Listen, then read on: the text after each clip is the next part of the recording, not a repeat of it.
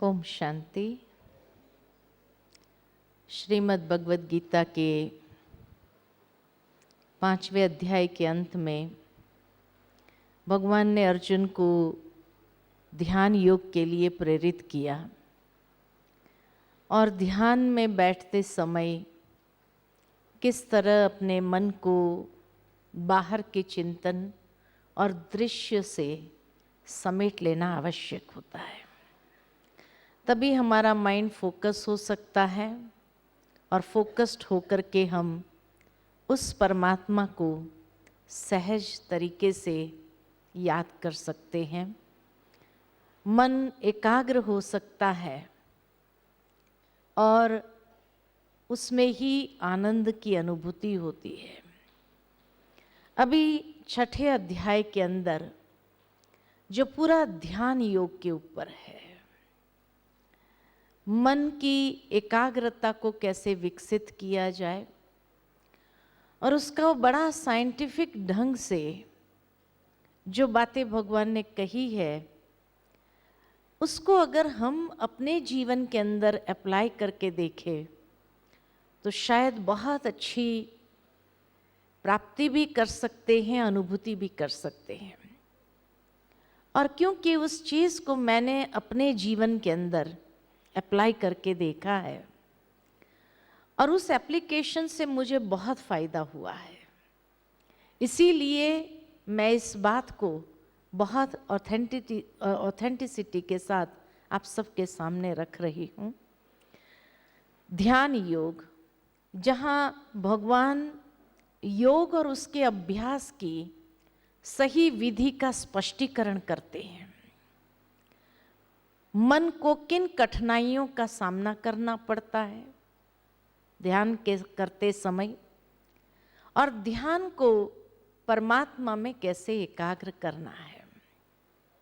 प्रथम श्लोक से लेकर चौथे श्लोक तक कर्म योग का विषय और योगारूढ़ पुरुष के लक्षण, 5वें श्लोक से लेकर 10वें श्लोक तक आत्म उन्नति तथा मन को मित्र बनाने की प्रेरणा, 11वें श्लोक से लेकर 19वें श्लोक में ध्यान में बैठने की विधि, 20वें श्लोक से लेकर 32वें श्लोक तक योगयुक्त पुरुष के अनुभव एवं उसके लक्षण, 33वें श्लोक से लेकर 36वें श्लोक तक मन के निग्रह का विषय और 37वें श्लोक से लेकर 47वें श्लोक तक योग भ्रष्ट पुरुष की गति और विषय तथा ध्यान योग की महिमा बताई है। और इस तरह से सर्वप्रथम भगवान अर्जुन से योगी किस तरह से बनना है, तो कर्म योगी बनने की बात है। तो भगवान कहते हैं, अर्जुन कर्म करते समय किसी भी प्रकार की फल की कामना न रखते हुए जो कर्म करते हैं तथा इंद्रिय जन्य सुख के संपूर्ण भौतिक पदार्थों की इच्छायुक्त संकल्पों का त्याग करने वाला ही सच्चा योगी व सन्यासी है। जिसका मन वश में है, शांत चित्त होकर स्वयं को किसी उपयोगी कार्य में लगाता है, वही योगारूढ़ की अवस्था वाला है, वही सच्चा योगी कहा जाता है। मना कर्म नहीं छोड़ना है, सिर्फ फल की कामना को छोड़ना है, क्योंकि तब व्यक्ति बहुत सुंदर फल की अनुभूति करता है। जब कामना को लेकर करेगा तो जरूर है कि उस कामना के कारण कई बातों का सामना नहीं कर पाएगा। जब कामना है तो व्यक्ति जिस तरह से निस्वार्थ भाव से जो कर्म करना चाहिए वो नहीं कर पाता है, क्योंकि बार बार वो स्वार्थ, वो कामना जैसे उसके कर्म में अवरोध पैदा करती है। इसीलिए भगवान इस बात को बार बार स्ट्रेस करके गीता के अंदर अर्जुन को कह रहे हैं। उसके बाद भगवान मन को जीतने के लिए मन को मित्र बनाना कितना सुंदर है कि मनुष्य को अपनी आत्मोन्नति करनी चाहिए, आत्मा की अधोगति न होने दे, क्योंकि जीवात्मा स्वयं का मित्र है और शत्रु होता है। जैसे ही भगवान ने ये बात कही तो स्वाभाविक है अर्जुन का प्रश्न है कि कब मित्र होता है, कब शत्रु होता है। तो भगवान बताते हैं कि मित्र कब है और शत्रु कब है। तो कहा जब मन सहित इंद्रियां जीती हुई है तो वो मित्र है, और जब मन सहित इंद्रियां परवश है तब वो खुद का ही शत्रु बन जाता है। और इसीलिए आगे भगवान कहते हैं जिसने मन को जीत लिया, ऐसे पुरुष मान अपमान, सुख दुख, सर्दी गर्मी से निर्लिप्त रहते हैं तथा मन को शांत रख परमात्मा की स्मृति में सहज समा जाता है। उसके लिए एकाग्रता कोई बड़ी चीज नहीं होती है, क्योंकि जैसे ही ये बैलेंस आया जीवन के अंदर तो ये बैलेंस ही उसको कई प्रकार से श्रेष्ठता का अनुभव की ओर ले जाता है। योग का सरल अर्थ अगर देखा जाए, जो आज योग दुनिया में योगा हो गया, और योगा इतना सीमित हो गया सिर्फ एक्सरसाइज और आसन तक, लेकिन जो योग भगवान ने अर्जुन को सिखाया गीता के अंदर, जहां हर चैप्टर योग है, वहां कहीं पर भी भगवान ने अर्जुन को एक्सरसाइज या आसन करने के लिए नहीं कहा। इसका मतलब योग का मतलब कुछ और है गीता के हिसाब से।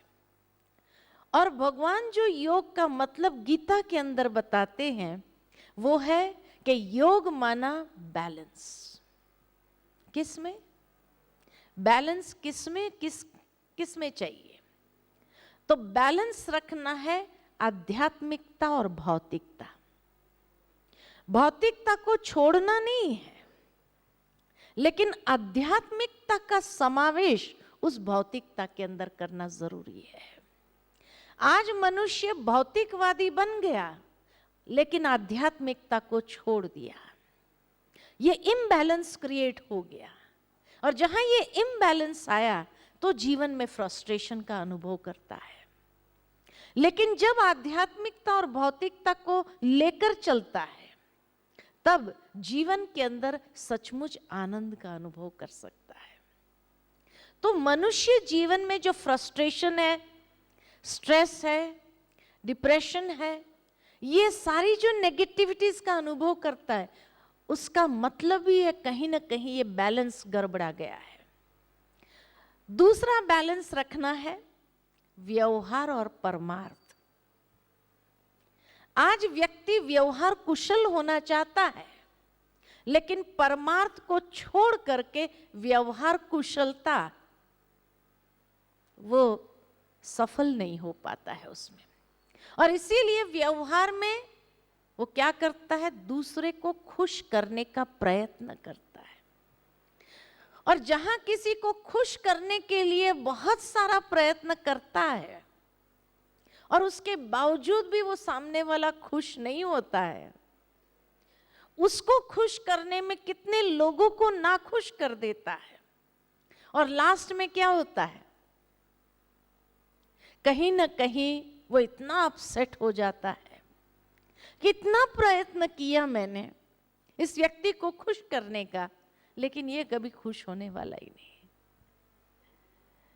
तब जीवन के अंदर ना उम्मीद, हताश, उदास हो जाता है। क्या लाइफ है?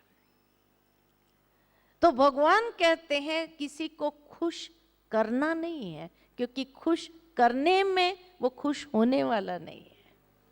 जितना आप चीजें दे करके खुश करने का प्रयत्न करेंगे, उतने ही उनकी चाहनाएं और बढ़ती जाएंगी, अपेक्षाएं और बढ़ती जाएंगी, जिसको सेटिस्फाई करने में अगर सारा जीवन भी लगा देंगे तो भी वो व्यक्ति खुश नहीं होगा।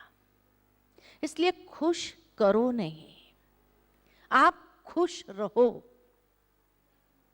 और खुश कैसे रहेंगे? परमार्थ से।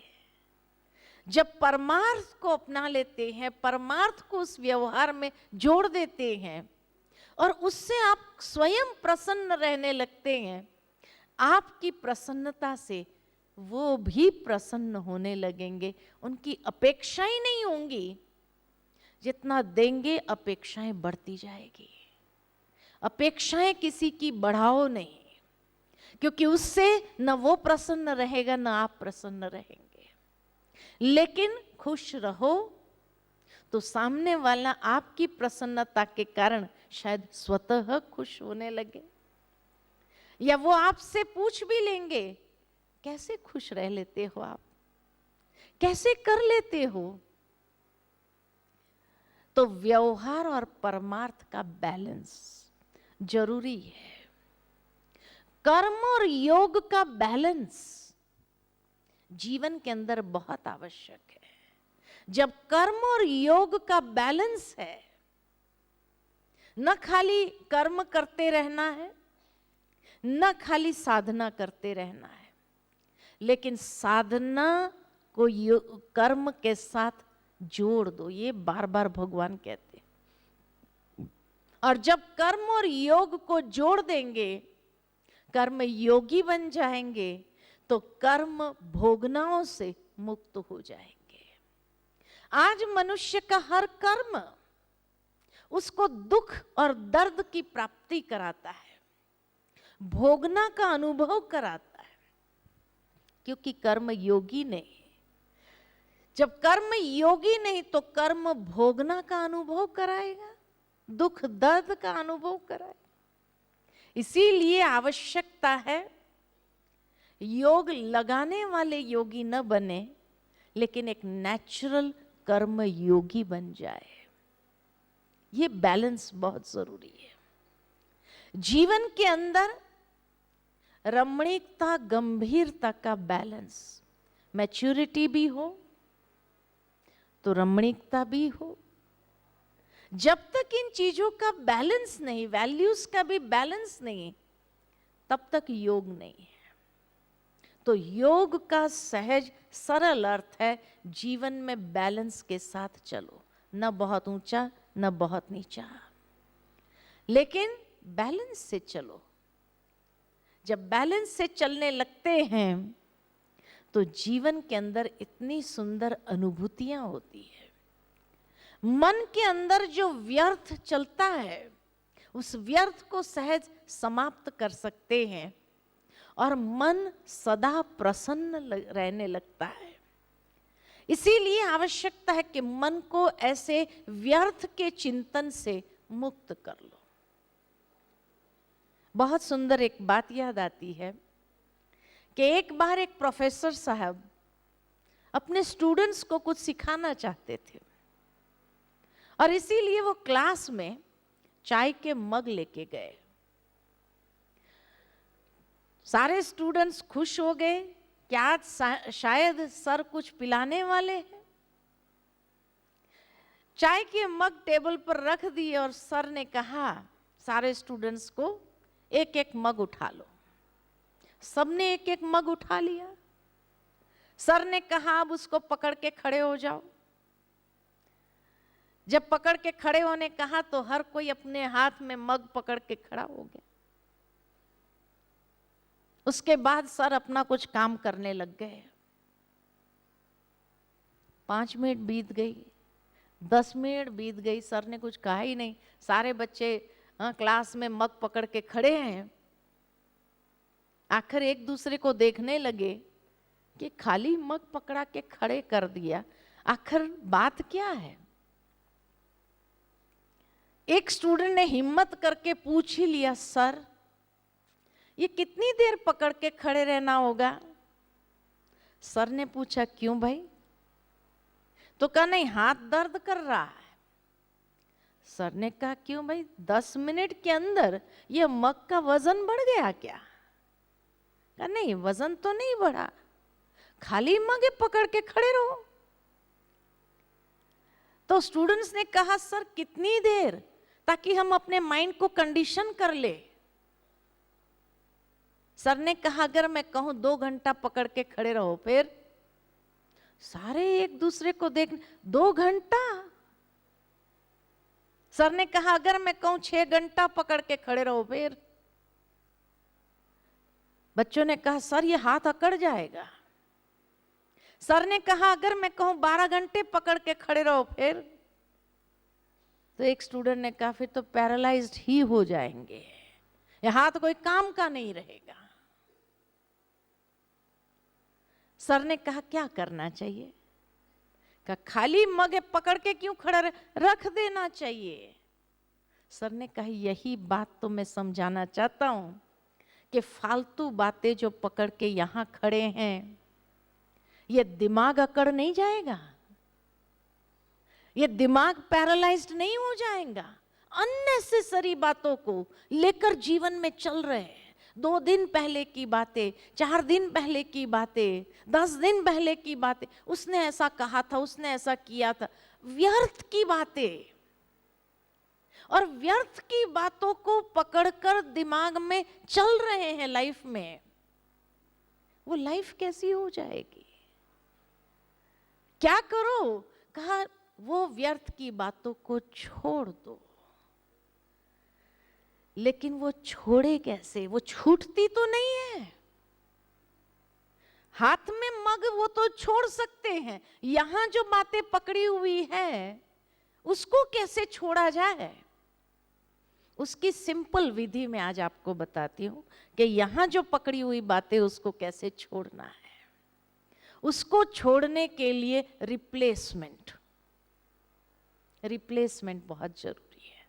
जैसे एक मटका है, मटके में गंदा पानी भरा है और वो गंदा पानी वो मटका उठा नहीं सकते, फिक्स है, लेकिन गंदा पानी निकालना है तो क्या करना पड़ेगा? साफ पानी का नलका खोल दो, धीरे धीरे वो पानी ओवरफ्लो होने लगेगा, सारी गंदगी अंदर की बाहर निकल जाएंगी और एक समय आएगा साफ पानी से वो मटका भर जाएगा। यहां की व्यर्थ की बातों को निकालने के लिए भी कुछ अच्छी बातों को ग्रहण करना चालू करो। रिप्लेसमेंट। जितना अच्छी बातों को पकड़ना शुरू करेंगे, वो व्यर्थ की बातें कहां निकल जाएंगी पता ही नहीं चलेगा। निकालने से निकाला नहीं जाता है, कुछ ऑल्टरनेट पकड़ना जरूरी है। एक बच्चा होता है, उसके हाथ में अगर चाकू आ जाए, उसको तो नॉलेज नहीं है कि चाकू से क्या होगा, लेकिन बड़े जैसे ही देखते अरे चाकू पकड़ लिया, अब चाकू छीनेंगे तो रोएगा, उसको वही चाहिए। साइकोलॉजी है, जो छीना गया वो वही चाहिए। तो बड़े क्या करते हैं, एक इतना सुंदर खिलौना उसके सामने बजाना शुरू करते हैं, वो चाकू यूं छोड़ता है और खिलौना यूं पकड़ने का प्रयत्न करते हैं। हमारा मन भी एक छोटा बच्चा है और उस छोटे बच्चे ने भी बहुत सी अननेसेसरी बातों को पकड़ लिया है, जिसको लेकर जीवन में चल रहा है, खुद को घाव भी कर रहा है, तकलीफ भी पहुंचा रहा है। लेकिन छोड़े कैसे? तो ऑल्टरनेट कुछ पकड़ना चाहिए। और सबसे अच्छी चीज कौन सी है पकड़ने के लिए? ज्ञान। ज्ञान सबसे अच्छी चीज है। आज 2 दिन से आप लगातार गीता ज्ञान को पकड़ रहे हैं। कुछ और बातें याद आ रही है, कुछ और बातें पिछली याद आ रही है, कितना आनंद आ रहा है। मन इस हॉल के बाहर कहीं जा रहा है, बड़ा अच्छा लग रहा है, इतना अच्छा लग रहा है। मन फोकस्ड है, एकाग्र है, कहीं बाहर जा नहीं रहा है। टाइम होते ही भाग भाग करके आते हैं। नहीं तो आज लेक्चर सुनना सबसे बोरियत बात होती है, लेकिन फिर भी आपकी तारीफ करनी पड़ेगी जो इतना घंटा सुनने की शक्ति आप सबके पास है। नहीं तो एक ही वक्ता को अगर 6 घंटा सुनना पड़े तो क्या होगा? तो कहने का भावार्थ मेरा यही है कि समझो अपने मन को कि मन को क्या अच्छा लगा, मन को क्या अच्छा लगा। आध्यात्मिक बातें ही अच्छी लगी। हम 2 दिन से क्या सुना रहे हैं? आध्यात्मिक बातें सुना रहे हैं ना, और मन एंजॉय कर रहा है। और यहां बैठकर अगर मैं फालतू बातें, पॉलिटिक्स की बातें, इधर उधर की बातें, किसी की निंदा ग्लानी की बातें अगर सुनाती तो आप क्या कहते? अरे वेस्ट ऑफ टाइम है, चलो उठो यहाँ, इससे तो बाहर घूम के आते हैं। बैठते नहीं थे। समझो अपने मन को कि मन को क्या अच्छा लगा। मन को हमेशा आध्यात्मिक बातें ही अच्छी लगती है, वो बड़ा प्रसन्न होता है। लेकिन हम मन को क्या देते हैं? क्या देते हैं? न्यूज़पेपर उठाते हैं, क्या देते हैं? नेगेटिव बातें। टीवी चालू करते, नेगेटिव बातें। जो मन को जरा भी पसंद नहीं है वही उसको परोस रहे हैं, परोस रहे हैं। पर इसलिए मन इतना इरिटेट होने लगा है। तो समझो अपने मन को कि ये मन इतनी सुंदर चीज है, इतनी सुंदर शक्ति भगवान ने हमें दी है, और उसको क्या पसंद है। अगर वो रोज उसको देना शुरू करे, थोड़ा थोड़ा भी रोज आध्यात्मिक बातें परोसना उसको चालू करो, तो देखो आपके जीवन की क्वालिटी बदलेगी या नहीं बदले। गारंटी है हमारी कि आपके जीवन की क्वालिटी बदल जाएगी। इतना सुंदर मन, उसको सुंदर बातें अच्छी लगती है, आध्यात्मिक बातें अच्छी लगती है। जब उसको वही चीज देना आरंभ करो तो देखो मन मित्र बनने लगता है। नहीं तो आज मन ही हमारा सबसे बड़ा शत्रु बन गया है। एक बहुत सुंदर बात याद आती है। एक बार एक राजा था और उसका एक मित्र था लकड़े का व्यापारी। दोनों की आपस में बहुत अच्छी दोस्ती थी। रोज बचपन से ये दोस्ती चली आ रही थी। रोज दोनों मिलते थे, बैठते थे, बातें करते थे। एक दिन वो लकड़े का व्यापारी लकड़े के स्टॉक गिनती कर रहा था, कौन सा लकड़ा कितना है, और सारा हिसाब लगा रहा था, कितना पैसा मेरा उसमें जमा है, कौन से लकड़े को मंगाना है, ये सारा हिसाब देख रहा था। हिसाब देखते देखते जब वो चंदन के लकड़े के पास आया तो उसने देखा चंदन का लकड़ा इतना सारा पड़ा है। उसका व्यापारी दिमाग चलने लगा कि इसमें कितने पैसे मेरे अटके हुए हैं, अब इतना सारा लकड़ा कौन खरीद करेगा। तो सोच में पड़ गया कि कौन खरीदेगा, साधारण व्यक्ति तो खरीदेगा नहीं। अच्छा, दूसरा कौन खरीदेगा?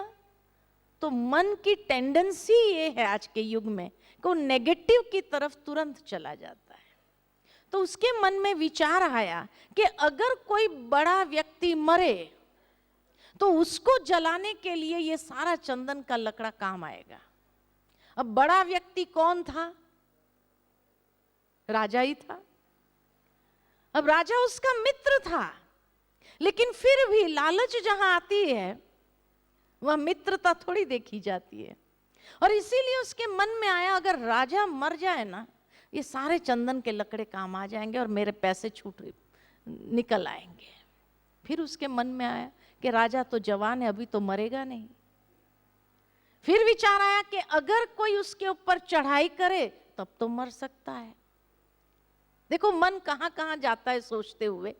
फिर उसने सोचा लेकिन चढ़ाई भी कौन करेगा, आसपास के सारे राज्य वाले उसके साथ दोस्ती है, चढ़ाई करने वाला भी कोई नहीं है।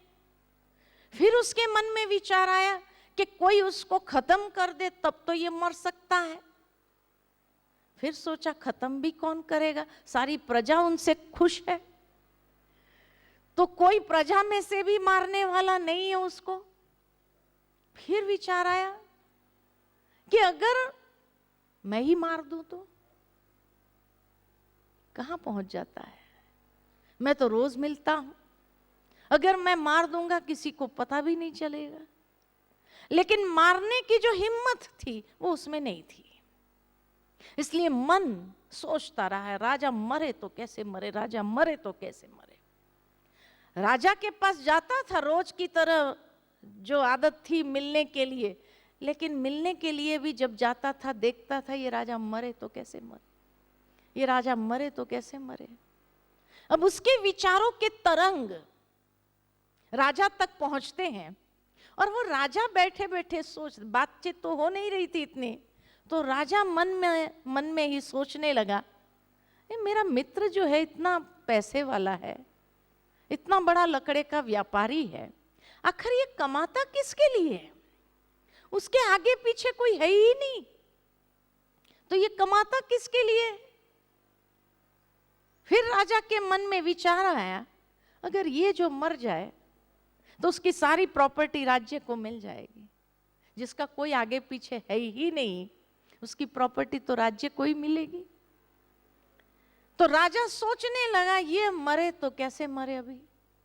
अब दोनों एक दूसरे के सामने देख रहे हैं, ये मरे तो कैसे मरे, ये मरे तो कैसे मरे। रात को नींद हराम हो गई, दिन को चैन नहीं, रात को नींद नहीं।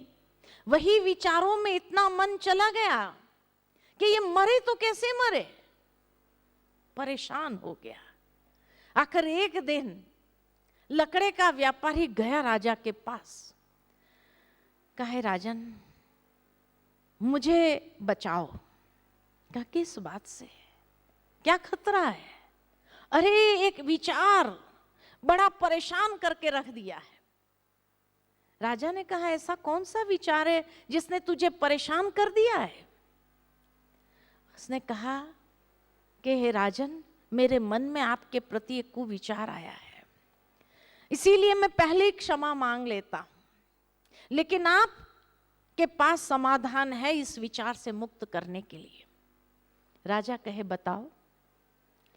कहा कि जब से ये चंदन का लकड़ा देखा है तब से मेरे मन में ये विचार आया है, और अब ये विचार ने इतना मुझे परेशान कर दिया है कि रात को नींद नहीं करने देता है, दिन को कोई और बात सूझती नहीं है। आप ही मुझे बचाओ कि अब ये चंदन के लकड़े को कैसे मैं खत्म करूं ताकि इस विचार से मुक्त हो जाऊं। राजा ने सोचा अगर ये माफी मांग रहा है तो मुझे भी मांगनी चाहिए, क्योंकि मेरे मन में भी तो ये कुविचार आया है। राजा ने कहा अब समझ में आया कि मेरे मन में भी ये कुविचार कहां से आया। तुझे देखकर तेरे तरंग मेरे मन को स्पर्श करने लगे और मेरे मन में भी ये विचार आया। दोनों सोच में बैठ गए कि आखिर ये चंदन का लकड़ा को कुछ तो करना ही पड़ेगा, तभी हम भी मुक्त हो सकेंगे।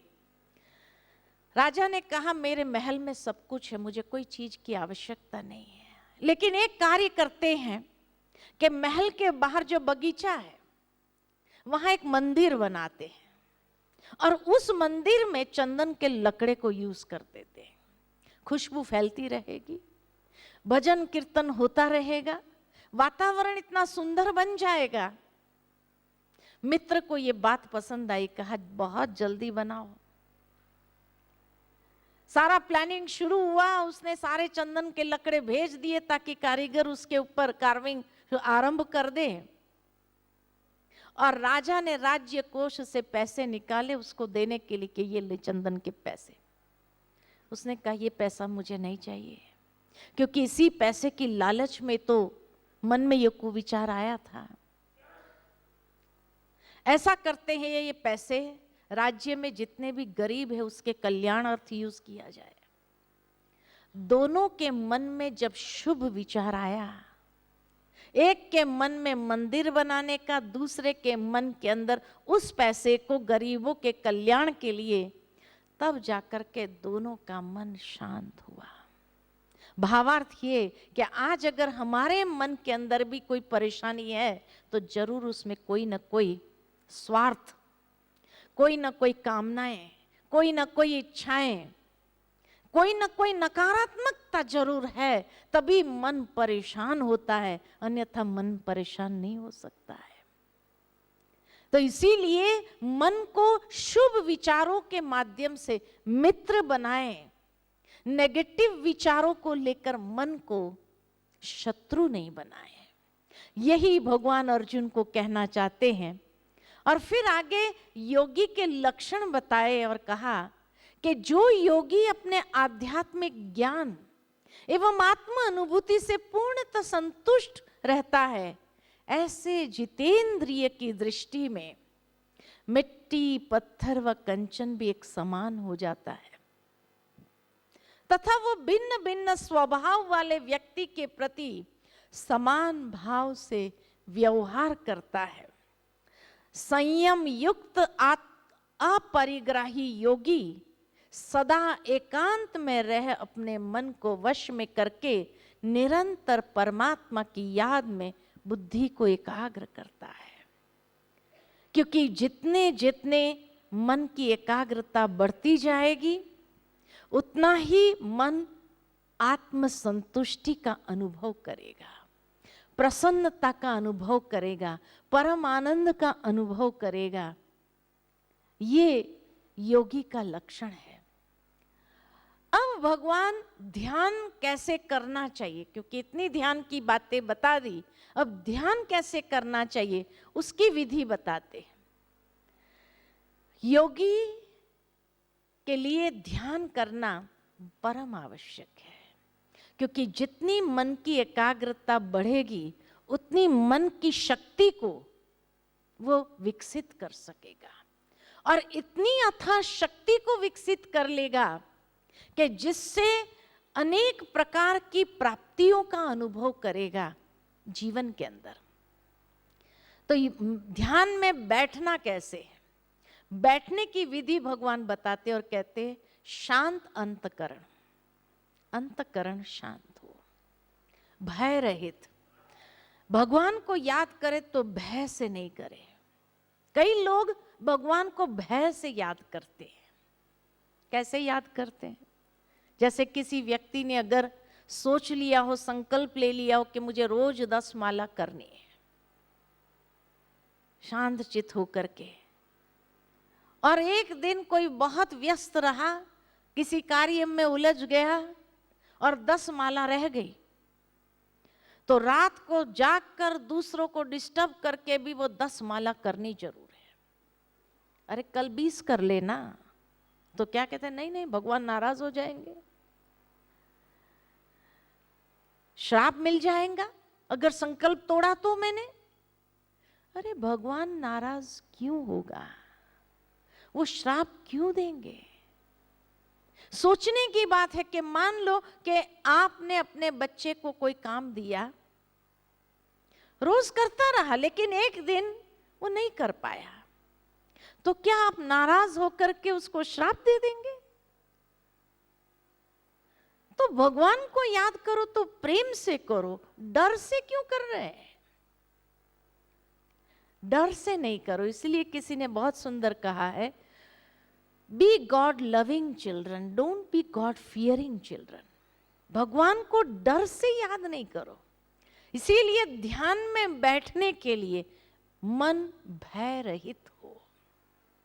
तो शांत अंतकरण, भय रहित, ब्रह्मचर्य व्रत में स्थित योगी को पवित्र एकांत स्थान में आसन लगाकर दृढ़ता पूर्वक सीधा बैठकर मन, इंद्रिय तथा कर्मों को संयम में रखकर निराकार परमात्मा में मन, बुद्धि और दृष्टि को एकाग्र कर हृदय में शुद्ध भावना से योग अभ्यास करना चाहिए।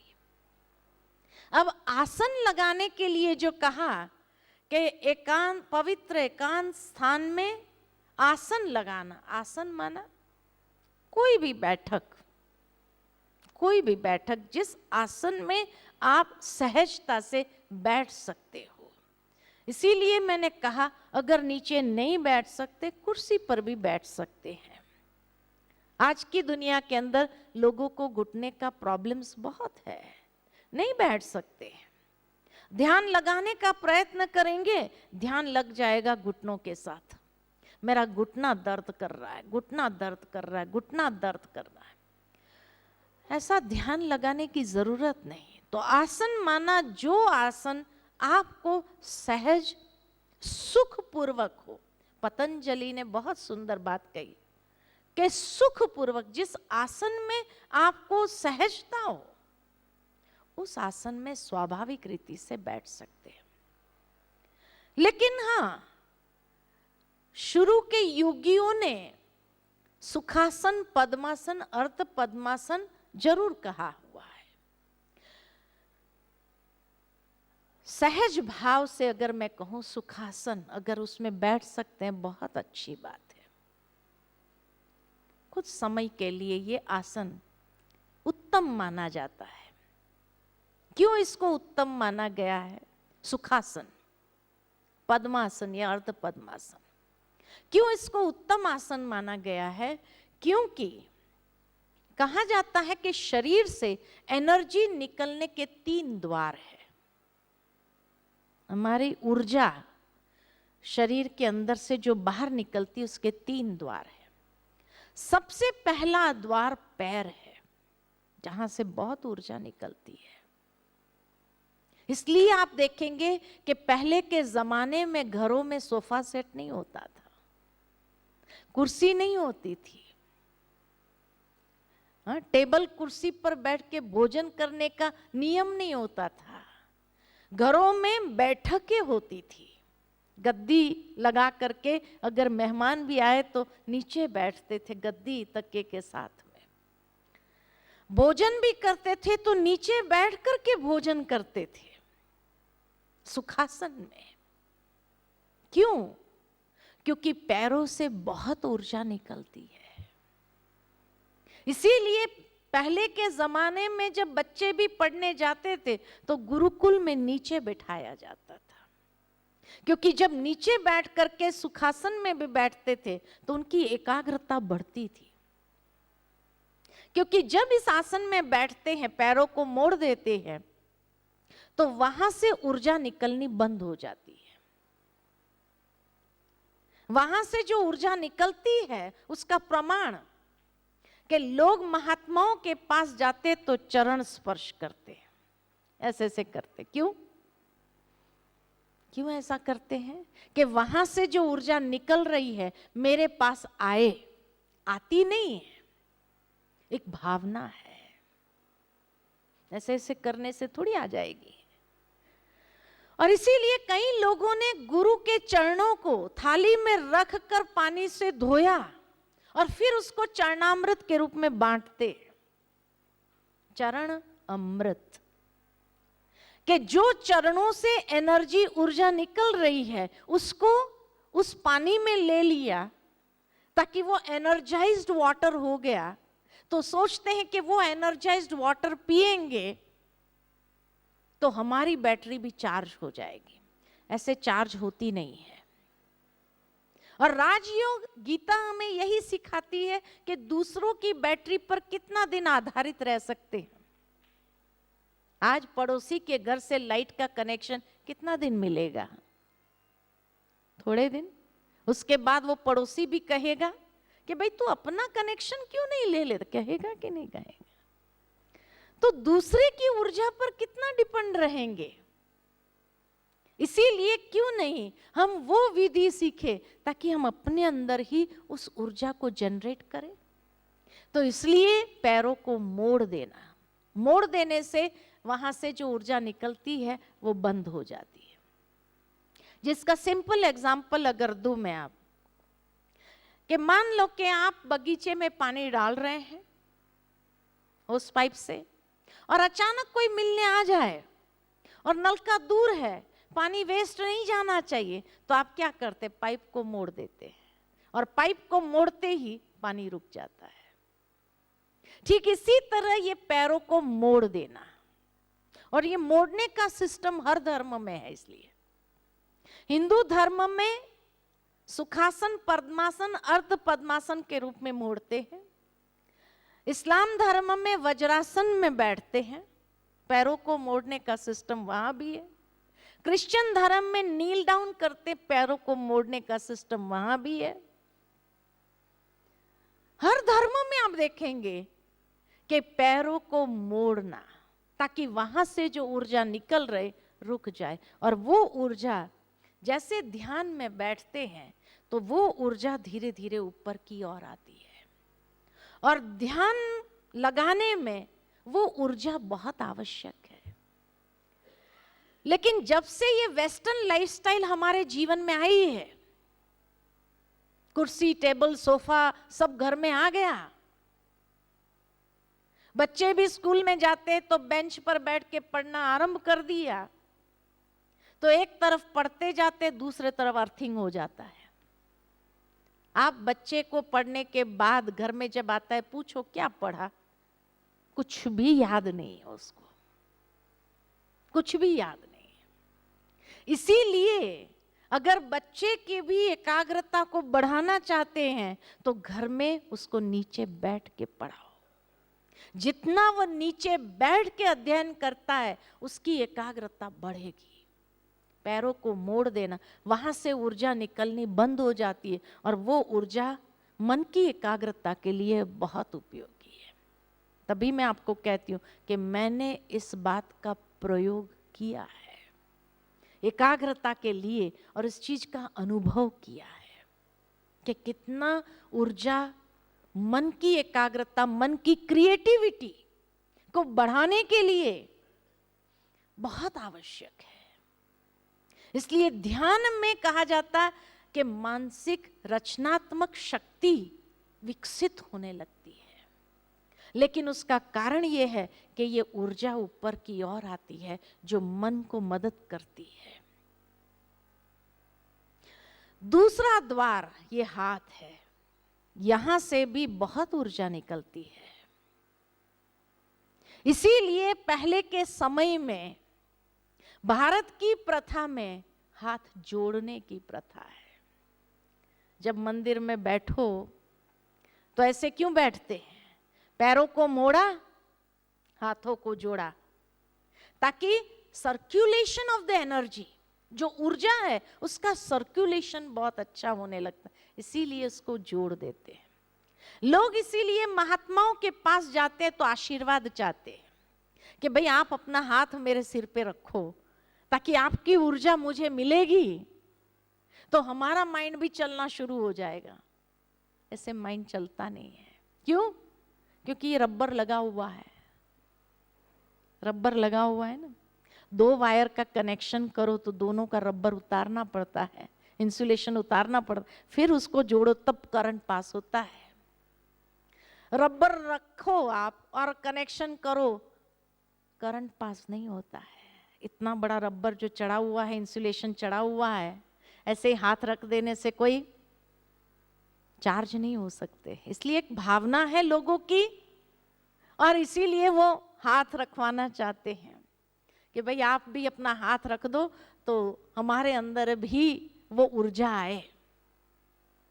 लेकिन वास्तव में जो मेडिटेशन में, ध्यान में बैठने की विधि है, जो महान ऋषि मुनि भी बैठे, कोई ना कोई मुद्रा को लेकर के बैठे, या तो हाथ जोड़ा है ना। इसीलिए हिंदू धर्म में भी हाथ जोड़ते हैं, क्रिश्चियन धर्म में भी प्रेयर करते समय हाथ जोड़ते हैं, इस्लाम धर्म में हाथ ऊपर, ताकि उस ऊर्जा को रिसीव कर सके, ऊपर की ऊर्जा को रिसीव करे, इसलिए हाथ ऊपर किया जाता है। साइंटिफिक है, ये साइंस है। और इसीलिए जब से ये वेस्टर्न लाइफस्टाइल आई, हैंडशेक शुरू हो गया। पहले के जमाने में जब मिलते थे तो भी हाथ जोड़ करके नमस्ते हम लोग करते थे, ताकि कोई भी इंसान हमारी ऊर्जा को खींच न सके।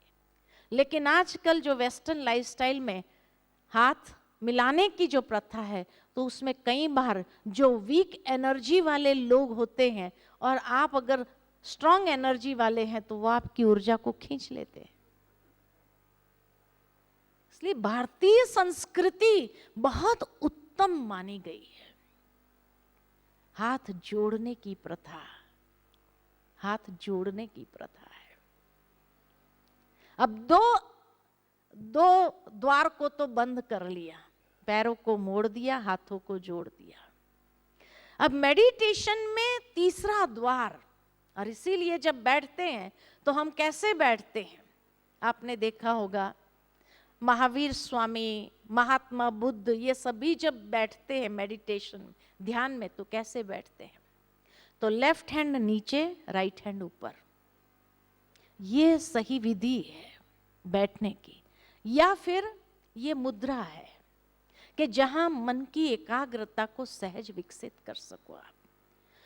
तो इस मुद्रा में भी आप बैठ सकते हैं एकाग्रता को विकसित करने के लिए मेडिटेशन में। इसीलिए लोग इस तरह से बैठने का, ताकि कहा जाता है ये पांचों तत्व हमारे हाथ में होते हैं। अग्नि वायु,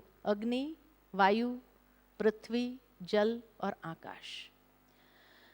तो अग्नि को अगर वायु मिल जाए तो भड़क उठती है, इसीलिए उसका शमन करना जरूरी है। इसलिए उसको शमन कर देते हैं कि अग्नि को वायु नहीं मिलना चाहिए, इसलिए उसको शमन कर दो। ये भी एक साइंस है कि जब उसको शमन कर देते हैं तो मन शांत हो जाता है, और मन शांत होता है तो एकाग्रता के लिए बहुत सुंदर ये तरीका है। एकाग्र होना सहज हो जाता है।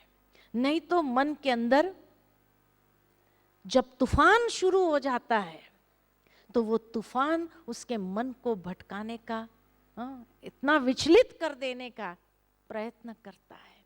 इसीलिए उसको शांत करना जरूरी है। तो या तो ये मुद्रा अपनाए, या ये मुद्रा अपनाए, या ये मुद्रा अपनाए।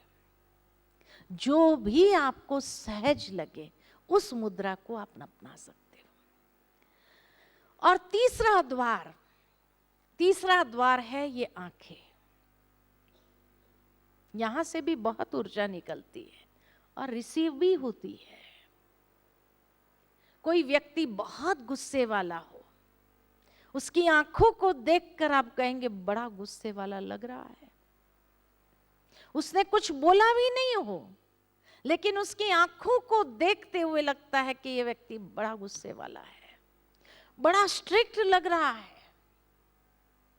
और कोई व्यक्ति बड़ा शीतल है, शांत स्वभाव है। आंखें हर प्रकार के अंदर की भावना को प्रकट कर देती है। इसीलिए लोग जब मंदिर जाते हैं ना, और आप उसको पूछो कहाँ जा रहे हो, तो क्या कहते हैं? दर्शन करने जा रहे हैं। लेकिन वहां जाने के बाद आंखों को बंद कर देते हैं और भगवान की आंखें खुली है, और फिर वर्णन करते हैं मैं नीच, पापी, खलकामी, गंदा बंदा, पता नहीं क्या क्या कहते हैं। अब किसने किसका दर्शन किया? किसने किसका दर्शन किया? गए थे दर्शन करने, दर्शन तो किया ही नहीं। दर्शन करना माना दर्शाना, कि सचमुच उनके उस मूर्ति के अंदर भी कितनी दिव्यता है, कितनी शालीनता है, कितनी निर्मलता है। उन गुणों को दर्शन करो और उस गुण की एनर्जी को आने दो, उस ऊर्जा को लो अपने अंदर। लेकिन वहां जाने के बाद हमने आंखों को बंद कर दिया और फिर अपना वर्णन किया कि मैं नीच, पापी, खलकामी, गंदा बंदा। भगवान की आंखें खुली है तो किसने किसका दर्शन किया? फिर तो ये कहना चाहिए कि दर्शन कराने जा रहे हैं, दर्शन तो किया ही नहीं। इसलिए आंखों को बंद नहीं करना है। देखो भगवान के सामने जाकर के लोग यही कहते हैं, प्रभु आपकी कृपा दृष्टि हो जाए। कृपा दृष्टि, कि भगवान कृपा करता है तो दृष्टि के द्वारा ही कृपा करता है। तो रिसीव करने वाला कहां से रिसीव करेगा? दृष्टि से ही रिसीव करेगा। लेकिन अगर वो दृष्टि बंद हो जाए तो उसकी कृपा को जीवन में अनुभव कर सकेंगे? अनुभव ही नहीं कर पाएंगे। फिर कहते भगवान की कृपा दृष्टि जैसे मेरे ऊपर तो है ही नहीं। लेकिन मैं अगर सारे खिड़की दरवाजे बंद कर दूं और फिर मैं कहूं सूर्य की रोशनी मेरे घर में तो आती ही नहीं है, दोषी कौन? मैं हूं। अरे मैं खिड़की दरवाजे खोल दूं, सूर्य के प्रकाश को आने दूं, सूर्य एक ही स्थान पर है, उसका प्रकाश आ जाएगा, घर को भी रोशन कर देगा। ठीक इसी तरह परमात्मा की कृपा सहजता से अपने जीवन के अंदर अनुभव कर सके आप, तो द्वार को तो खुला रखो। 2 द्वार बंद किया, 1 द्वार को तो खुला रखो जहां से वो कृपा वृष्टि को अनुभव कर सको। तो इसीलिए आंखों को बंद नहीं करना है मेडिटेशन में। जब ये कहते हैं तो लोग क्या कहते हैं, अरे आंखें खुली रखेंगे तो फिर डिस्ट्रैक्शन कितना होगा। मैं एक ही बात आपको कहती हूं कि मान लो कि कन्या हो या कुमार हो, जब तक उनको पता नहीं कि उनका भविष्य साथी कौन है, मन भटकता है। कौन होगा, कैसा होगा, क्या होगा, अनेक विचार आते हैं। लेकिन जिस दिन परिचय हो जाए, संबंध जुड़ जाए, उसके बाद उस व्यक्ति को कहना पड़ता है कि अब तुम अपने भविष्य साथी को प्रेम से याद करो, कहना पड़ता है। एकांत के पलों में बैठे होंगे, खो जाएंगे। कोई पास में से गुजर जाए और उनको पूछा जाए यहां से कोई गया, तो क्या कहते हैं, पता नहीं।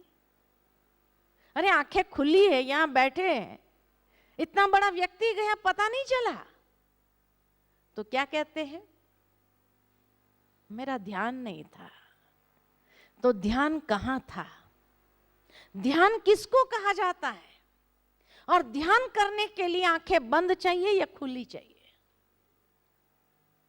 अगर एक व्यक्ति एक प्रियतम की याद में ध्यान लग जाता है कि पास में से कोई गुजर जाए वो भी पता न चले, तो ईश्वर में ध्यान नहीं लग सकता है।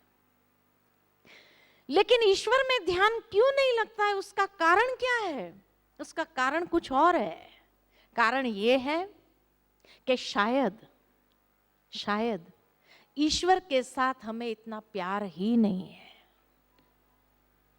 इंसान के साथ प्यार है तो ध्यान लग जाता है, ईश्वर के साथ शायद इतना प्यार ही नहीं है, इसीलिए ध्यान लगता नहीं है। तब कहा कि आसन लगाकर दृढ़ता पूर्वक सीधा बैठकर मन, इंद्रिय तथा कर्मों में के ऊपर संयम रखकर फिर निराकार परमात्मा में मन, बुद्धि और दृष्टि को एकाग्र करो।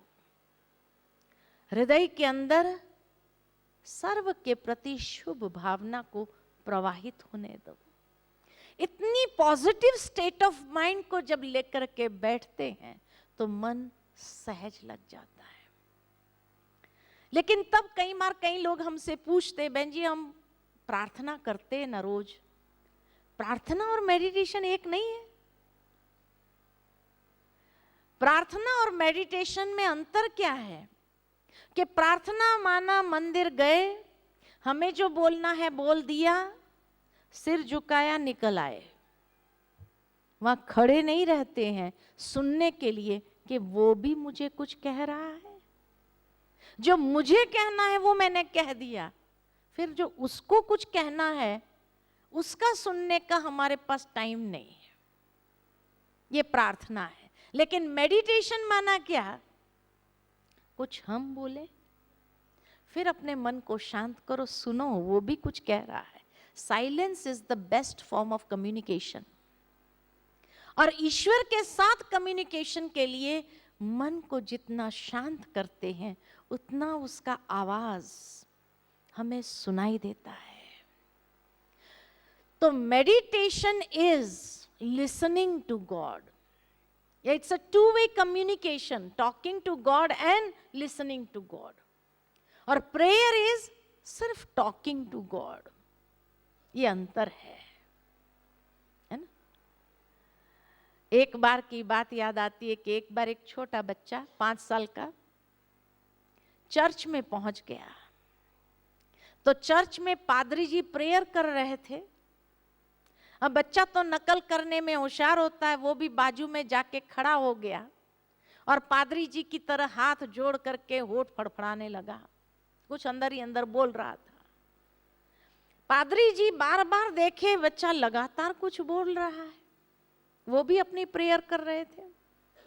जैसे ही पादरी जी ने पूरा किया, बच्चे ने भी पूरा कर दिया। पादरी जी को बड़ा आश्चर्य लगा, बच्चे से पूछा, बेटा तुमने भगवान से क्या कहा? बच्चे ने कहा, आपने क्या कहा? पादरी जी ने कहा, मैं तो प्रेयर कर रहा था। तो बच्चा मुस्कुरा कर कहता, मैं भी प्रेयर ही कर रहा था। पादरी जी ने सोचा, इतनी लंबी कौन सी प्रेयर की होगी? पूछा, तुमने कौन सी प्रेयर की? बच्चे ने पूछा, आपने कौन सी प्रेयर की? पादरी जी ने अपनी प्रेयर सुना दी। तो बच्चा मुस्कुरा कर कहता, मैं तो ABCD बोल रहा था। पादरी जी ने कहा, भगवान के सामने ABCD थोड़ी बोलनी चाहिए। बच्चा बड़ा होशियार था, कहने लगा, ये तो पता नहीं कि ABCD बोलनी चाहिए नहीं बोलनी चाहिए, लेकिन इतना जरूर पता है कि आपकी प्रेयर में भी वही 26 अक्षर ABCD के ही थे और मेरी प्रेयर में भी वही 26 अक्षर ABCD के ही थे। आपकी प्रेयर में ढंग से लगे हुए थे, मैंने सीधा सीधा बोल दिया और उसको कहा, जैसे अच्छा लगे लगा लेना। भगवान को कौन प्रिय लगेगा? कौन प्रिय लगेगा? इसीलिए कहा, जब निर्दोष भाव से, तभी भगवान बार बार अर्जुन को कहते, किसी कामना वश नहीं, निष्काम भाव से तुम भगवान को जब याद करते हैं तो भगवान के अति प्रिय बन जाते हैं। भगवान भी इतना ही प्यार करने लगता है। लेकिन जब मतलब से याद करेंगे, स्वार्थ से याद करेंगे, कामनाओं के साथ याद करेंगे, तो भगवान का प्यार का पात्र नहीं बन सकोगे। इसीलिए कहा, दृढ़ता पूर्वक सीधा बैठकर हृदय में शुद्ध भावना के साथ मन को एकाग्र करना। मन, बुद्धि और दृष्टि को एकाग्र करो उसके दिव्य स्वरूप पर और उसकी ऊर्जा को समाते जाओ अंदर में। बैटरी चार्ज होने लगेगी। और फिर ये ध्यान कब करना चाहिए और कितना करना चाहिए, ये दूसरा सवाल है। तो भगवान कहते हैं कि ध्यान कितना करना चाहिए और कब करना चाहिए, तो यह योग उचित आहार विहार, क्योंकि मन के अंदर डिस्टरबेंस ज्यादा क्रिएट करती है भोजन। भोजन का बहुत बड़ा रोल है, प्रभाव है। इसलिए कहा जाता है, जैसा अन्न वैसा मन।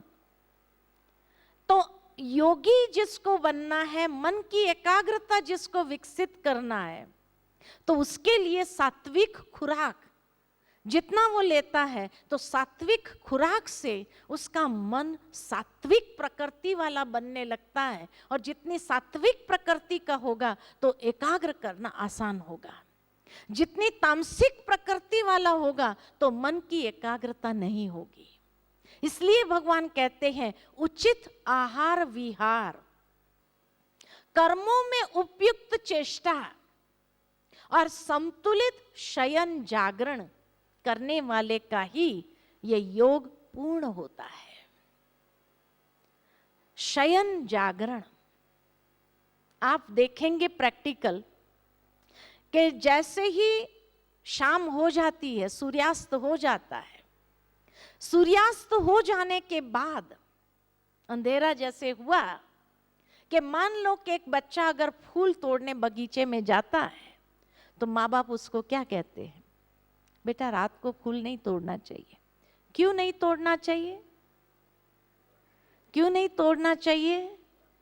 सो गए। स्वाभाविक है कि माँ बाप यही कहेंगे, ये पेड़ पौधे सो गए हैं इसलिए उसको डिस्टर्ब नहीं कर। सो गए का मतलब क्या हुआ? सो गए माना उन्होंने अपनी साइकिल चेंज कर दी, कि कार्बन डाइऑक्साइड रिलीज करना चालू किया और ऑक्सीजन लेना शुरू कर दिया। ये पेड़ पौधे सो गए। उसी पंच तत्व की प्रकृति से हमारा भी ये शरीर बना है। अगर वो पेड़ पौधे सो जाते हैं तो ये प्रकृति भी सोना चाहती है कि नहीं सोना चाहती है? इसीलिए आप देखेंगे अंधेरा होने के बाद जैसे आप भोजन करेंगे, उबासी यानी शरीर सिग्नल देना चालू करता है कि अभी मैं भी सोना चाहता हूं, आई वॉन्ट टू स्लीप। लेकिन जैसे ही उबासी आती है तो लोग क्या सोचते, अरे इतना जल्दी कहां सोएंगे। और फिर भी अगर लग रहा है कि भाई सुस्ती आ रही है तो क्या कहते, एक कप चाय, एक कप कॉफी पी लो। अब एक कप चाय या एक कप कॉफी का क्या काम करती है? जैसे एक घोड़ा होता है ना, और घोड़ा अगर थोड़ा चलना शुरू करे और वो घोड़े को भगाने के लिए मालिक चाबुक लगाता है, 3 चाबुक लगाया तो घोड़ा फिर भागना शुरू करता है, और तेज भगाना है तो 6 चाबुक लगाते हैं उसको, और तेजी से भागने लगता है। तो एक कप चाय 3 चाबुक है। ये मन रूपी घोड़े को 3 चाबुक लगाई, अब मन रूपी घोड़ा भागना शुरू हो गया। और कॉफी, एक कप कॉफी 6 चाबुक है, और 6 चाबुक लगाई तो सोचो मन रूपी घोड़ा कितना दौड़ेगा।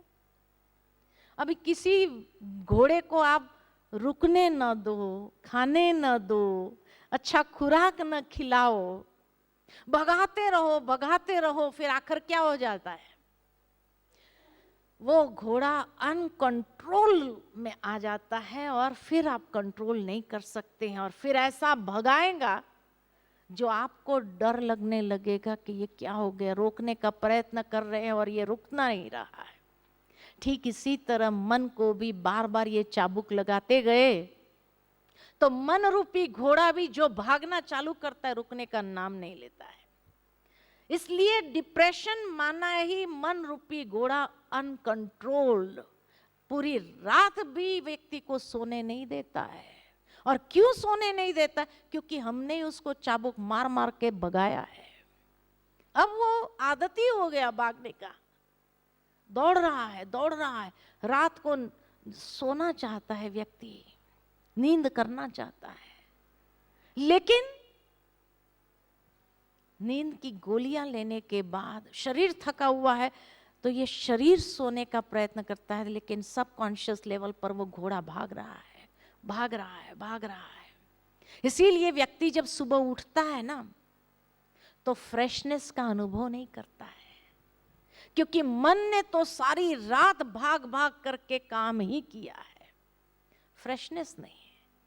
इसलिए व्यक्ति सबसे पहले जब सुबह उठता है तो क्या करता है? सबसे पहले क्या करते हैं? उठते ही सबसे पहले उठते ही अब घड़ी देखते कितना बजा, और फिर सोचते हैं 5 मिनट और सो जाते हैं, 5 मिनट और फिर 5 मिनट और सोते हैं, और वो 5 मिनट का पौना घंटा हो जाता है, फिर एकदम उठ करके अरे लेट हो गया। फिर क्या हालत होती है उस व्यक्ति की, देखने जैसी होती है। कहने का भावार्थ, ये 5 मिनट सोने का फिर विचार क्यों आया? क्योंकि मन फ्रेश नहीं है, मन सोना चाहता है। और फिर भी आपने उसको उठा करके भगाया, चलो भाई जाना ही पड़ेगा, ट्रेन पकड़नी है, फ्लाइट पकड़नी है, जाना ही पड़ेगा। भागे उठ करके, फ्लाइट में बैठने के बाद क्या होता है? सो जाता है। मनुष्य काम पर जाता है, सो जाता है, बार बार सिर लुढ़कता रहता है, खड़ा नहीं रख सकते। क्यों नहीं रहता है? क्या कहते हैं, अरे बड़े जल्दी उठ गए ना आज। जल्दी उठे इसलिए नहीं, क्योंकि मन ने सारी रात आराम ही नहीं किया है, मन भागता ही रहा है, क्योंकि भगाने की आदत हमने ही उसको डाली है। इसलिए अब वो शांत होता ही नहीं है। रिलैक्स करना चाहते हैं लेकिन रिलैक्स होता ही नहीं है। इसीलिए भगवान कहते हैं उचित शयन जागरण, संतुलित शयन जागरण बहुत जरूरी है।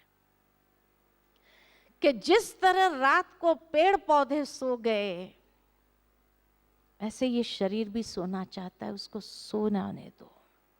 क्योंकि उस समय जब वो सोता है तो हमारी जो स्लीप साइकिल है, ये भी साइंस है कि स्लीप साइकिल जो है वो डेल्टा लेवल तक जाती है, और जब डेल्टा लेवल तक जाती है तो एकदम फ्रेशनेस आ जाती है, बैटरी फुल चार्ज हो जाती है।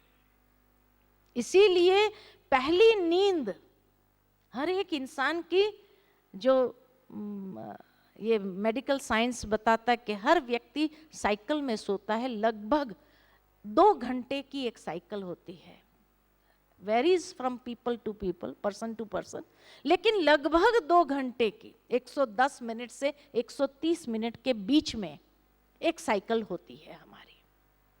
और जब उस साइकिल में हम सो जाते हैं और वो अपनी स्लीप साइकिल में चला जाता है, तो उस समय हमारा ब्रेन जो है डेल्टा लेवल तक जाता है, इतना रिलैक्स हो जाता है। और डेल्टा लेवल में जब जाता है, 20 मिनट डेल्टा लेवल में सोते हैं हम, और उससे 4 घंटे की ऊर्जा चार्ज कर लेते हैं, 4 घंटे की ऊर्जा। लेकिन ये पहली sleep cycle should be before 12 o'clock, तो 10 से 12 के बीच में पहली स्लीप साइकिल होनी ही चाहिए। ये बहुत उपयोगी है।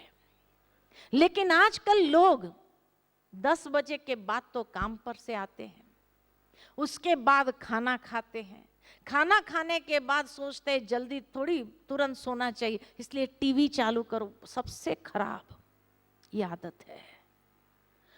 क्यों टीवी खाने के बाद टीवी नहीं देखना चाहिए? क्यों नहीं देखना चाहिए? उसके पीछे भी एक साइंटिफिक रीजन है, और साइंटिफिक रीजन ये है कि वो हमारे माइंड को बहुत एक्टिवेट कर देता है। एक बार हमें ये बात कैसे पता चली, तो एक बार एक ये टीवी प्रोग्राम वाले लोग आए थे हमारे पास में, बहुत सालों पहले की बात है। तो उसको हमने कहा हमको एक मेडिटेशन पर ऐड बनानी है। तो कहा क्या करेंगे आप? मैंने कहा हम शांति में बैठेंगे और धीरे धीरे विचार देंगे मेडिटेशन के लिए, माइंड को रिलैक्स करने के लिए। कहा कोई नहीं देखेगा। मैंने कहा क्यों नहीं देखेंगे? कहा आज मनुष्य की आदत है कि आज एक ऐड बनाते हैं ना, उसके माइंड को पकड़ने के लिए हमें उनके माइंड से अधिक चित्र देने पड़ते हैं। आज एक मनुष्य की नॉर्मल सोचने की जो पावर है कि 1 मिनट में 25 से 30 बातें सोच सकता है। तो ऐड बनाने के लिए या फिल्म बनाने के लिए हमें उससे अधिक चित्र देने पड़ते हैं। माना हमें 1 मिनट में 25 चित्र से अधिक 50 चित्र तक, जितना ज्यादा मैक्सिमम हम दे सकते हैं, तब वो ध्यान उसका पकड़ के रखा जाता है। आजकल के बच्चे एक्शन फिल्म्स में क्यों ज्यादा इंटरेस्टेड होते हैं? क्योंकि 1 मिनट में उसका जो माइंड की कैपेसिटी है, उससे वो चित्र फ्लैशेस इतने ज्यादा जल्दी जल्दी चेंज होते हैं, तब उस बच्चे के ध्यान को वो पकड़ते हैं। और ध्यान को जब पकड़ते हैं, वो एक टक बिना पलक झपकाए, क्योंकि एक भी चित्र मिस नहीं होना चाहिए उसका, इसलिए पलक भी नहीं झपकाता है, और तब जाकर के उसके ध्यान को हम पकड़ सकते हैं। अब आप सोचो, रात को जब शरीर सोना चाहता है, मन रिलैक्स होना चाहता है, आप रिलैक्सेशन के लिए टीवी चालू करते हैं, और उस समय 1 मिनट में 50 चित्र फ्लैशेस चलते हैं, तो ये आपके माइंड की जो गति है उसको कितना बढ़ा देते हैं। और एक बार माइंड एक्टिवेट हो गया, शरीर थका हुआ इसलिए आप सो जाते हैं, लेकिन मन एक्टिवेट हो गया, उसको शांत होने में कम से कम 3-4 घंटा लगता है शांत होने में। अब 11 बजे के बाद आप टीवी चालू करके देखना शुरू करते हैं और फिर सोते हैं 12-1 बजे, माइंड इतना एक्टिवेट हो गया, 4 बजे तक तो आपका मन शांत नहीं होता है, और उसके बाद मन सोता है, और उसके बाद मन सोता है 6 बजे 7 बजे तक तो उठना होता है। इसीलिए जो मन की बैटरी चार्ज होनी चाहिए वो नहीं होती है। इसीलिए रात को जैसे ही शरीर ने सिग्नल दिया, माना हमने अपनी प्रकृति को बहुत एक्सप्लॉइट कर दिया है।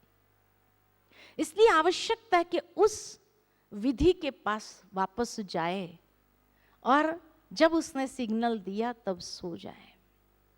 10 बजे तक अपने कारोबार समेट करके, हमारी दादी जी हमेशा कहती 10 माना बस, 10 माना बस, सो जाओ। और जब 10 बजे से सो जाते हैं, 10 से 12 के बीच में पहली साइकिल कंप्लीट हो गई। फिर 12 से 2 बजे दूसरी साइकिल कंप्लीट हो गई। फिर तीसरी साइकिल 2 से 4 में 6 घंटे की नींद, बहुत बढ़िया क्वालिटी की नींद होती है। और 4 बजे तक इतने फ्रेश हो जाते हैं, ब्रह्म मुहूर्त हुआ है। संतुलित शयन जागरण, तो जागरण भी जो है सुबह 4 बजे। आप लोग उठ रहे हैं सुबह 4 बजे? यहाँ उठ रहे? अच्छा लग रहा है? फ्रेश लग रहा है या नींद आ रही है? दिन में फ्रेश लग रहा है। कहने का भावार्थ कि जब शयन जागरण हमारा संतुलित है, सुबह 4 बजे जब उठता है, उसको कहा जाता है ब्रह्म मुहूर्त। ब्रह्म मुहूर्त क्यों कहा? यह अमृत वेला, क्योंकि उस समय पेड़ पौधे पुनः अपनी साइकिल चेंज करते हैं, वो ऑक्सीजन रिलीज करते हैं और कार्बन डाइऑक्साइड लेना शुरू करते हैं। और उस ब्रह्म मुहूर्त में जो फर्स्ट क्वालिटी का ऑक्सीजन होता है, जो रिलीज होता है, वो अमृत बराबर होता है। इसलिए उसको अमृत वेला कहा जाता है। और जो व्यक्ति उस समय ध्यान में बैठता है और डीप इनहेल करता है वो फ्रेश ऑक्सीजन, तो वो फ्रेश ऑक्सीजन उसके ब्रेन को अमृत के जैसे टॉनिक देने लगता है। इसीलिए पहले के जमाने में कहावत थी, early to bed early to rise makes a man healthy wealthy and wise. Wisdom आती है, ब्रेन इतना शार्प होने लगता है और इतना शार्प हो जाता है, जितने भी दुनिया में महान हस्तियां हो गई उनकी ऑटोबायोग्राफी आप पढ़ो, आपको पता चलेगा कितने बजे वो उठते थे, कितने बजे वो सोते थे। और सुबह को जब ये फ्रेश क्वालिटी का ऑक्सीजन मिला उसको, वो अमृत का काम करता है। जल्दी सोना जल्दी उठना वो व्यक्ति को कितना, और ये प्रयोग करके देखो। इसीलिए मैं कहा कि आज जब कई लोग मुझे कहते बहन जी इतना ज्ञान कहां से आया, कहां से आया? सुबह का अमृत वेले का अमृत पान किया है और उस मेंटल कैपेसिटीज को इतना विकसित कर सकते हैं आप, इतना विकसित कर सकते हैं बेशुमार। प्रयोग करके देखो। उम्र कोई मायने नहीं रखती है, कोई भी उम्र में आप इसका प्रयोग करके देखिए, आप अपनी मेंटल कैपेसिटीज को इतना विकसित कर सकेंगे कि कोई भी आपको अपनी फील्ड में हरा नहीं पाएगा, हरा नहीं सकेगा। इतनी बेशुमार कैपेसिटीज को आप विकसित कर लेंगे, लेकिन उसके लिए आपको स्लीप साइकिल को चेंज करना पड़ेगा। जल्दी सोना पड़ेगा 10 बजे तक, और 4 बजे उठ करके आप अध्ययन करो। शुरू में मेडिटेशन करो, डीप इनहेलिंग करो वो फ्रेश ऑक्सीजन को, और डीप इनहेलिंग के साथ जो उसको ये अमृत का क्वालिटी का जो टॉनिक मिला, उसके बाद उसकी क्षमता को आप डाउट नहीं कर सकते हैं। ये मैंने अपने जीवन में प्रयोग करके अनुभव करके देखा है, इसीलिए मैं आपको कह रही हूं।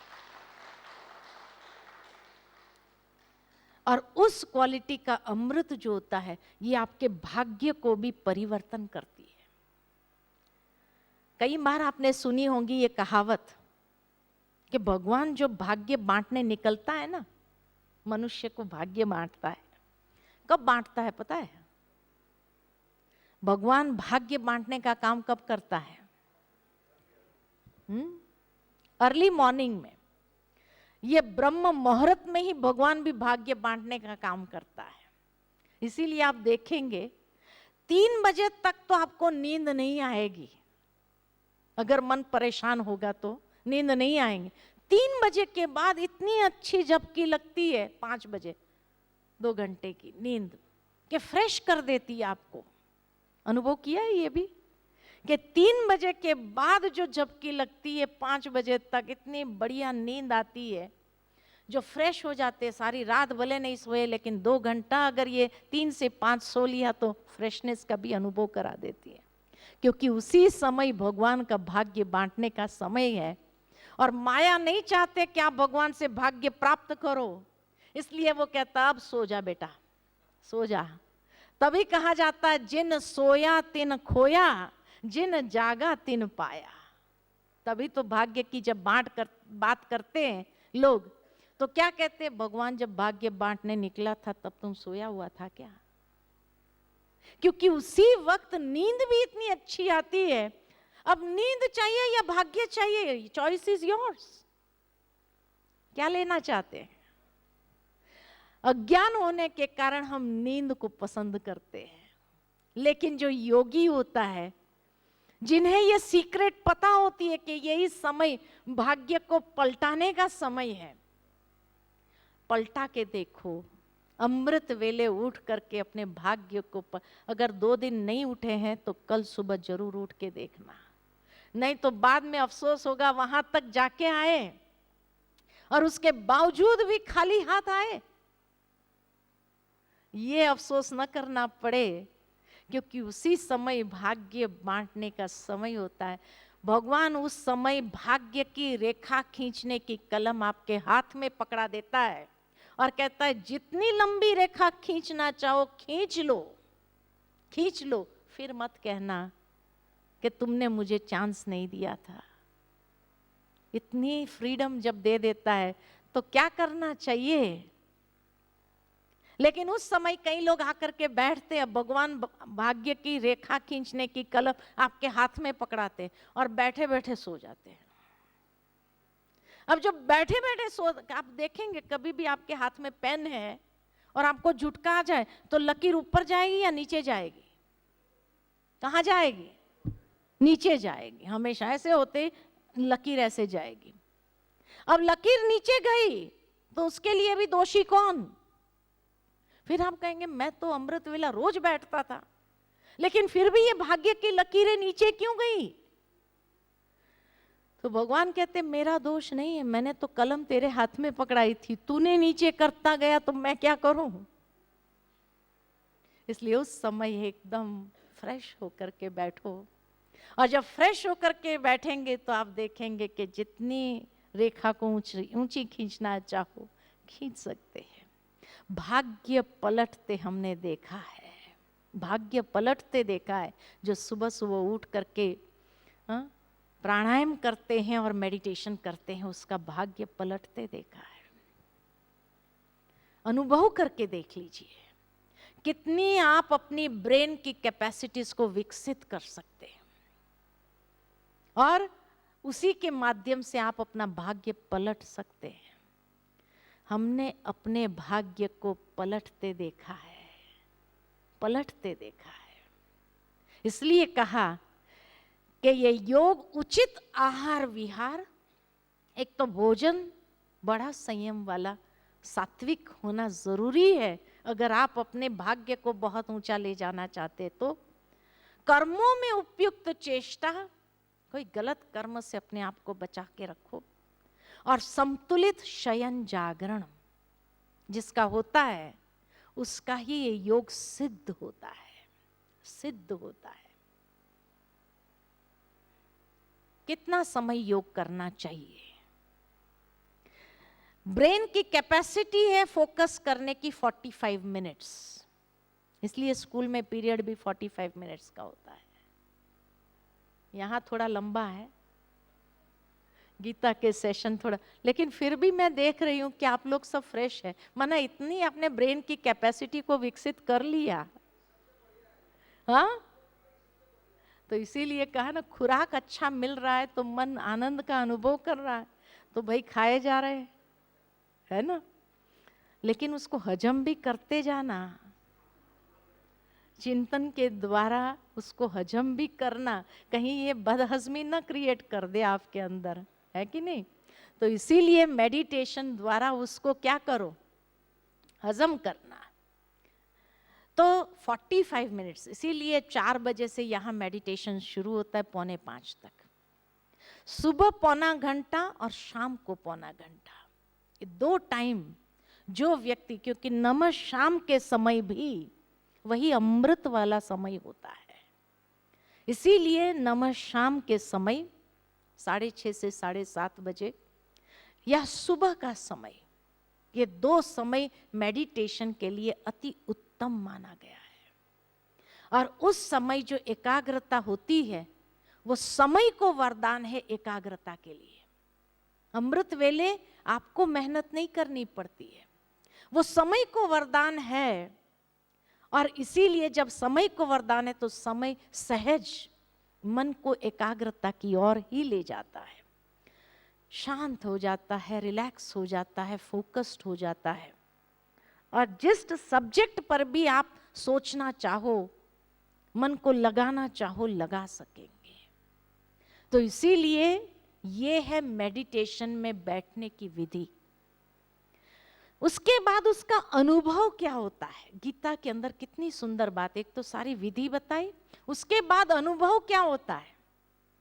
तो अनुभव होता है कि जैसे वायु रहित स्थान पर रखे दीपक की ज्योति चलायमान नहीं होती है, लौ सीधी ऊपर जाती है, वैसे योग अभ्यास द्वारा जब चित्त वश में हो और योगी अपने आत्म स्वरूप में स्थित हो, तब वो योग युक्त कहलाता है। इतना सुंदर अनुभव, इतनी एकाग्रता कि जैसे लौ सीधी ऊपर जाती, ऐसी फीलिंग, ऐसी अनुभूति होने लगती है। दोबारा फिर योग के विषय को लेकर भगवान कहते हैं कि प्राप्ति क्या है इस योग के द्वारा।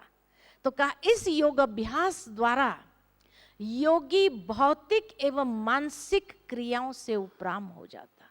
न हमें कोई फिजिकल एक्सरसाइज करने की जरूरत है, न कोई मानसिक क्रिया करने की जरूरत है, उससे उपराम हो जाता है।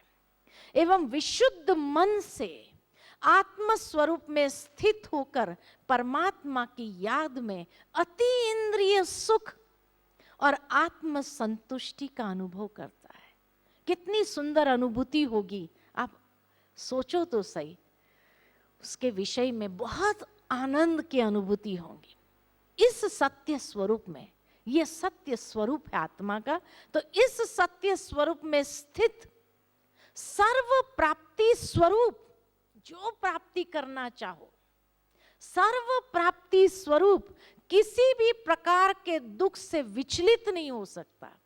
अगर जीवन में परिस्थितियां आई भी विचलित करने के लिए, तो भी आपको विचलित नहीं कर सकेगी। इस योग का दृढ़ निश्चय एवं दृढ़ता से अभ्यास करने से साधक सफल हो जाता है। सिर्फ निश्चयात्मक बुद्धि, दृढ़ता के साथ, जब धैर्यता के साथ, उस थोड़ा पेशेंस जरूरी है। ये नहीं कि आज शुरू किया मना आज ही फल मिलना चालू हो जाए, इतना इम्पेशेंट होने की जरूरत नहीं। लेकिन जब दृढ़ता के साथ इसका अभ्यास करते हैं तो सफल होना ही है। अभ्यास करते रहो, constant practice makes a man perfect. तो योग अभ्यास भी करना बहुत जरूरी है, तभी उसमें भी सफल हो सकते हैं। अभ्यास से एक बात याद आती है कि एक बार ये अर्जुन इतना बड़ा धनुर्धर कैसे बना, ये प्रेरणा उसने कहाँ से प्राप्त की। तो कहा, एक बार छोटे स्वरूप में जब थे, 5 पांडव छोटे थे, तो सब सोए हुए थे साथ में लाइन से।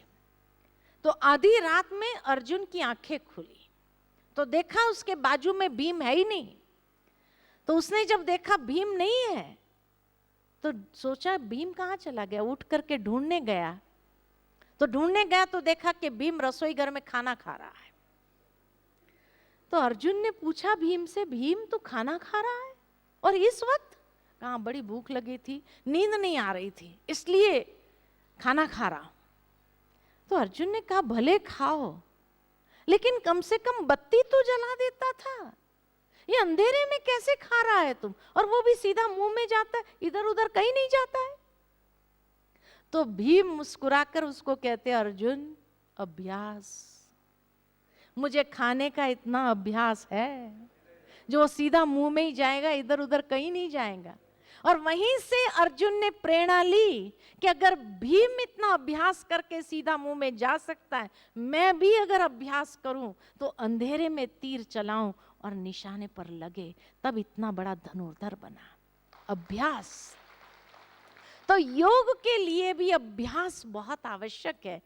तो इसीलिए धैर्यता जरूरी है, और जब धैर्यता के साथ अभ्यास करते हैं तो सफल होना ही है, ये गारंटी है ना।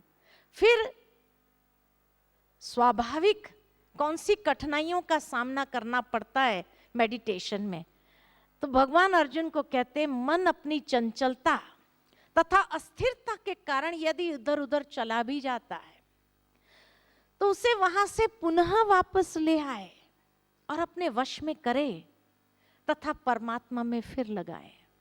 क्योंकि आदत पड़ी हुई है मन को भागने की, भटकने की, तो चला जाएगा, कोई बात नहीं, डोंट वरी। भगवान कहते हैं फिर उसको ले आओ, फिर लगाओ। इस प्रकार निरंतर योग अभ्यास में रहकर आत्म संयमी योगी समस्त पापों से मुक्त हो जाता है एवं परमात्मा के सानिध्य में अतीन्द्रिय सुख और परम आनंद का अनुभव करता है, और सर्व आत्माओं के प्रति आत्म भाव को विकसित करके वसुधैव कुटुंबकम की भावना को जागृत करता है। उसके लिए जैसे सारे संसार की आत्माएं जैसे एक ही परमात्मा की संतान होने के नाते सब भाई भाई है, तो वसुधैव कुटुंबकम की भावना जागृत हो जाती है। तो मन अपनी अस्थिरता और चंचलता के कारण जाएगा जरूर। कितनी प्रैक्टिकल डाउन टू अर्थ भगवान बातें करता है कि जाएगा, लेकिन कोई बात नहीं, चिंता मत करना, वापस उसको खींच के ले आओ। कितना डाउन टू अर्थ है ना। गीता इतनी सुंदर बातें कहते हैं। और फिर भगवान से अर्जुन पूछता है कि हे भगवान, ये मन बड़ा चंचल है, हठी है, बलवान है, इसलिए इसको वश में करना मैं वायु की भांति अति दुष्कर मानता हूं। स्वाभाविक है, चंचल है, हठी है, बलवान है, उसको वापस लाना भी बड़ा कठिन होता है। तो भगवान कहते हैं अर्जुन, निसंदेह मन चंचल है। या आई नो, भगवान भी कहते हैं आई नो मन चंचल है, परंतु अभ्यास और वैराग्य के द्वारा ये वश में हो भी जाता है। ये भी सही है कि ये वश में हो जाता है। मन को वश न करने वाले पुरुष के लिए योग कठिन है, लेकिन स्ववश मन वाले पुरुषार्थी के लिए योग सहज भी है। थोड़ा अभ्यास करना पड़ता है, स्ववश अपना कंट्रोल बढ़ाना पड़ता है, संयम में उसको लाना पड़ता, फिर अपने आप धीरे धीरे सेट हो जाता है ना।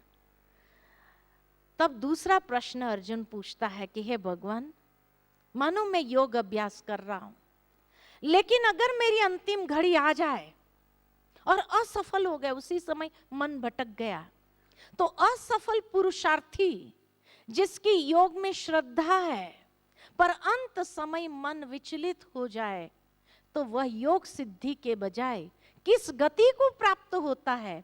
क्या वह छिन्न भिन्न बादल की तरह नष्ट तो नहीं हो जाता है? यह भी हमारे मन के अंदर स्वाभाविक प्रश्न है जो अर्जुन के मन में भी उत्पन्न हुआ। भगवान इतना सुंदर उत्तर देते हैं, पुरुषार्थी कभी भी दुर्गति को प्राप्त नहीं करता है।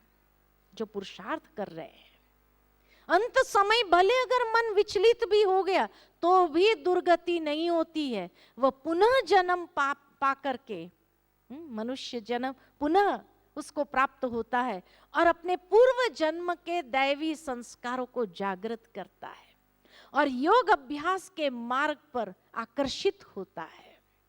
और जो योगी नियम पूर्वक समस्त पापों से शुद्ध होकर सच्चे निष्ठा से प्रगति करता है वह श्रेष्ठ गति को ही प्राप्त होता है, यानी वो दुर्गति को नहीं प्राप्त होता है।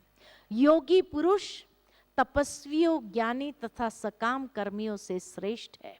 इसलिए हे अर्जुन, तुम योगी बनो।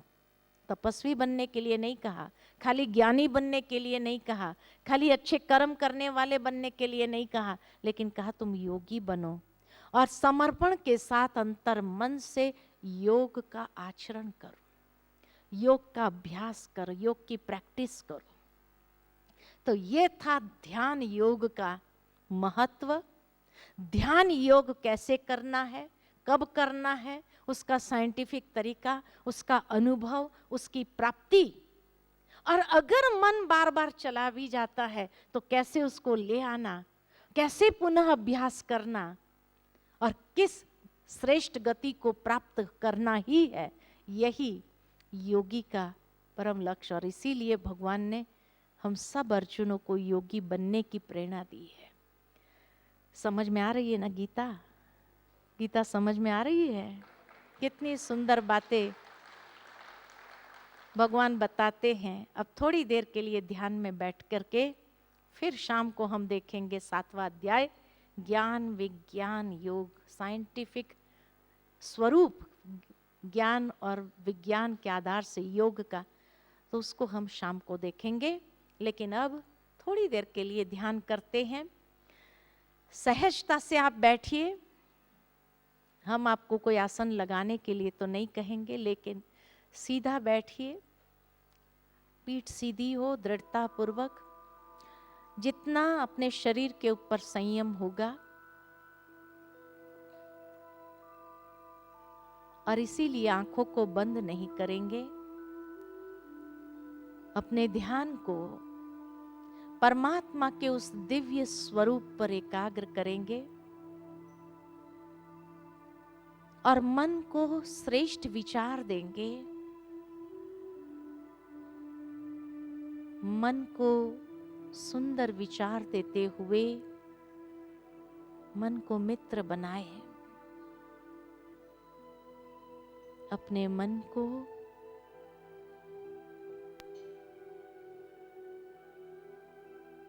एकाग्र करें।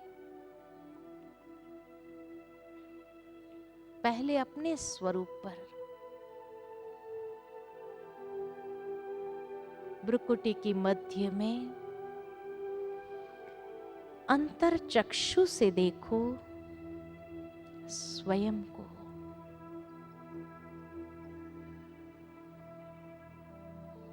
प्रकाश पुंज के रूप में। ये शरीर मेरा मंदिर है। इस मंदिर में विराजमान मैं आत्मा चैतन्य शक्ति हूं।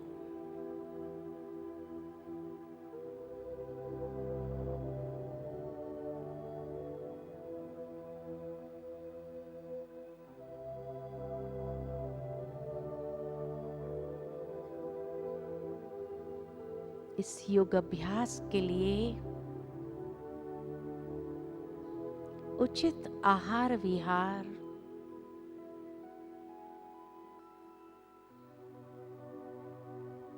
कर्मों में उपयुक्त चेष्टा,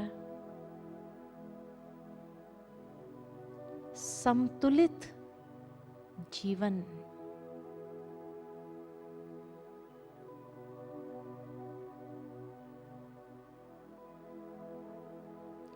और ध्यान को एकाग्र करो उस दिव्य स्वरूप पर, परमात्मा के सानिध्य में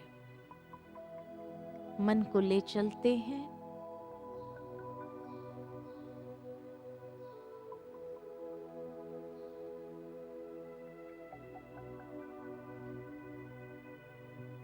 जैसे वायु रहित स्थान में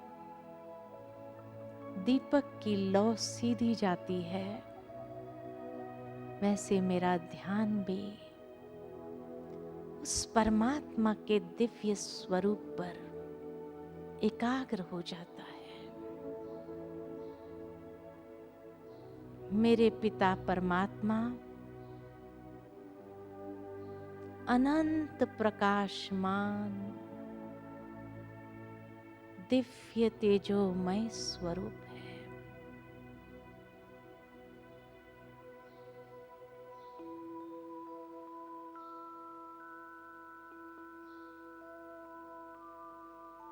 परमात्मा की दिव्य शक्तियां मुझ पर वरदान रूप में महसूस कर रही हूं।